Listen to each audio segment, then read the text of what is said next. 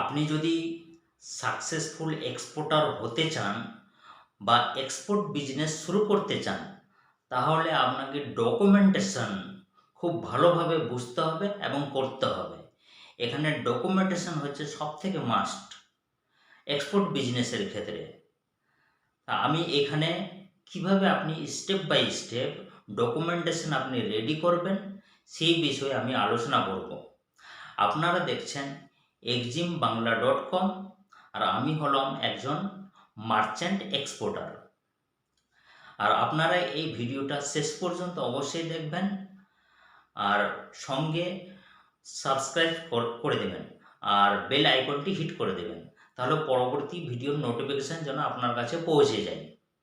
তাহলে আমি শুরু করছি কিভাবে আপনি এক্সপোর্ট বিজনেসের ক্ষেত্রে স্টেপ বাই স্টেপ ডকুমেন্টসগুলো রেডি করবেন।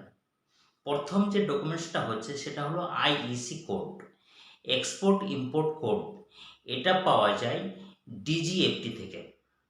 সেখান থেকে আপনাকে আইইসি কোড অ্যাপ্লাই করতে হবে এবং আইইসি কোড নিতে হবে।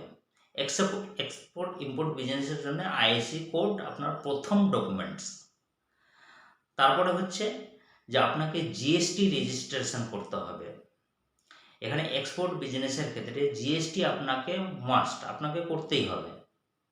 উইদাউট জিএসটিতে আপনার এক্সপোর্ট করা যাবে না।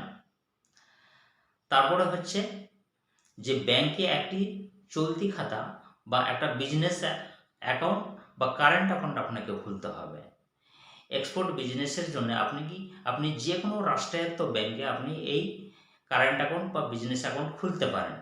আপনাকে ম্যানেজারের সঙ্গে কথা বলে নিতে হবে যে আমি এক্সপোর্ট ইম্পোর্ট বিজনেসের জন্য আমি একটা কারেন্ট অ্যাকাউন্ট খুলতে চাই, তাহলে ওরা আপনাকে একটা কারেন্ট অ্যাকাউন্ট ওপেন করে দেবে। তারপর হচ্ছে আরসিএমসি রেজিস্ট্রেশন কাম মেম্বারশিপ সার্টিফিকেট। এটা পাওয়া যায় ইপিসি থেকে। এক্সপোর্ট প্রমোশন কাউন্সিল রয়েছে। এখানে আমাদের ইন্ডিয়াতে প্রতিটা প্রোডাক্টের এক একটা ইপিসি রয়েছে, এক্সপোর্ট প্রমোশন কাউন্সিল রয়েছে। যেরকম ফুড প্রোডাক্টের ক্ষেত্রে ইপিসি হচ্ছে অ্যাপেডা। আপনি যদি ফুড প্রোডাক্টে যদি আপনি এক্সপোর্ট করতে চান, তাহলে আপনাকে অ্যাপেদাতে রেজিস্ট্রেশন করতে হবে ইপিসির জন্যে, আরসিএমসির জন্য, রেজিস্ট্রেশন কাম মেম্বারশিপ সার্টিফিকেট। তারপরে হচ্ছে AD code letter, authorise dealer code. এটা কোথা থেকে পাওয়া যায়? এটা আপনার ব্যাংক থেকে আপনি পেয়ে যাবেন।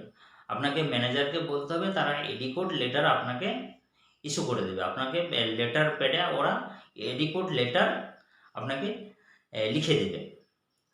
তারপরে এডি কোড লেটার নেওয়ার পর আপনাকে যেটা করতে হবে সেটা হলো পোর্ট রেজিস্ট্রেশন। আপনাকে সিএইচ এর মাধ্যমে পোর্ট রেজিস্ট্রেশন করতে হবে। পোর্ট রেজিস্ট্রেশন যখন হয়ে যাবে, তারপরে আপনার যদি ফুড প্রোডাক্ট থাকে, তাহলে আপনাকে অবশ্যই সেন্ট্রাল গভর্নমেন্টের এফএসএসআই লাইসেন্স আপনাকে নিতে হবে। ফুড সেফটি লাইসেন্স আপনাকে সেন্ট্রাল গভর্নমেন্ট থেকে আপনাকে সেটা নিতে হবে। তারপরে আপনার যে পেপারসটা এক্সপোর্ট বিজনেসের ক্ষেত্রে লাগে সেটা হলো সার্টিফিকেট অফ অরিজিন। এটা ডিজিএফটি থেকেই সার্টিফিকেট অফ অরিজিন আপনি সেখান থেকে আপনি পেয়ে যাবেন। এবার কাস্টমার যদি চাই, তাহলে আপনাকে যে পেপারসগুলি রেডি করতে হবে সেটা হলো ফাইটোস্যানিটারি সার্টিফিকেট। এটা ফুড বিজনেসের ক্ষেত্রে ফাইটোস্যানিটারি সার্টিফিকেট আপনাকে লাগতে পারে। তারপরে এক্সপোর্ট যখন আপনার হবে, তখন আপনাকে যে পেপারসটা আপনাকে রেডি করতে হবে সেটা হলো শিপিং বিল। সেটা শিপিং কর্পোরেশন থেকে পাওয়া যায়।